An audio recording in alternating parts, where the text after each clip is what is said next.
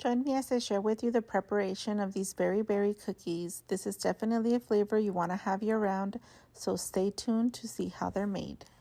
We are going to begin with room temperature butter, and I'm going to be adding all my sugars in here and my vanilla pudding. You want to give this a good mix. Once you're done mixing for about 2 to 3 minutes, this is how it looks like.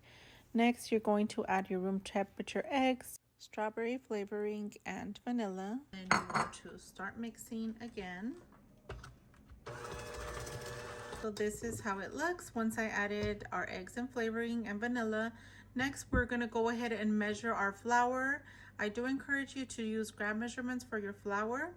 And then we're also gonna be adding our baking soda and our salt. Start your mixer on low, gradually increasing the speed. Once you have done that and incorporate everything, this is how it turns out. Next, we are going to add our freeze-dried strawberries and our strawberry crumble.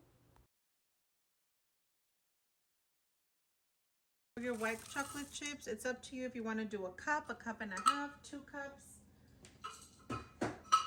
Honestly, anything works. We're gonna mix this up.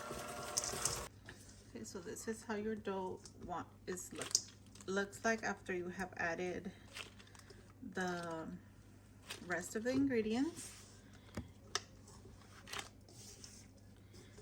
At the beginning, it can seem that it's a bit sticky, but what I like to do is just kind of like grab everything and massage it, have a feel for it, make sure that everything is well mixed in there. You should have like a beautiful, nice, soft dough. Not sticky at all. As you can see, it's not sticky.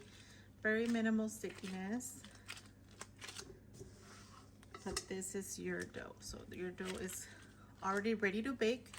The amazing thing about this is that you don't have to freeze. You can bake right away.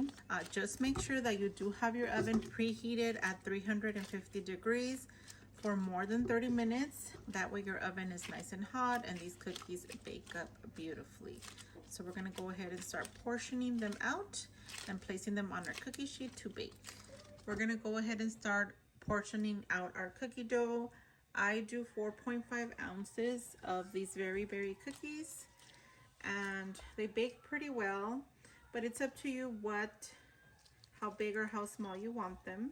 If you want to keep this size or if you want to go a little less, that's completely up to you. Just make sure, just know that your baking time is going to be either more or less. So I always suggest to bake 1 or 2 cookies first, and then that way you feel confident enough how long they took you in your oven, as all our ovens are different.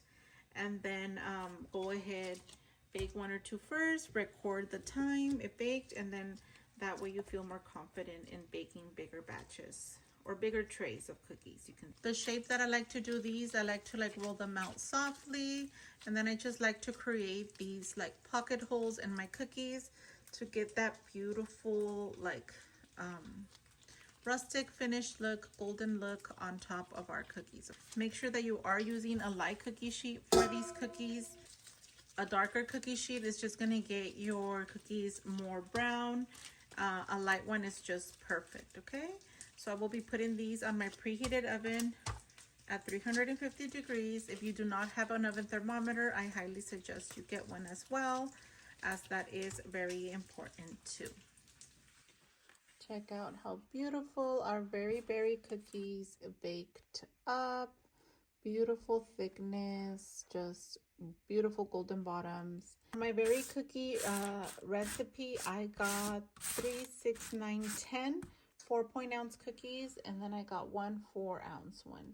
So there's definitely a difference in the 4.5 and the 4 ounce. It was like 3.9 ounce. So I just decided to bake this one just for myself. So what do you want to do on out from here is you want to let them cool completely in the original cookie sheet for about 2 hours. And then if you want to drizzle them with chocolate, you may do so. I'll be showing you in the next video how I just drizzle and add that crumble on top with that freeze-dried strawberry. I am using almond bark chocolate, and I just simply dyed it pink. And then I like to place my chocolate in a piping bag. It just makes it much more easier for me to drizzle. I drizzle up my cookies halfway, and then from here on out I add my no-bake crumble that is attached to the recipe ebook. If you want this recipe, make sure to check out the link in the description so you can grab a copy of that. And then I finish it off with a freeze-dried strawberry in the middle. And here's a final look on our very berry cookie. I really hope you give this recipe a try. The ebook is linked in the description, and happy baking!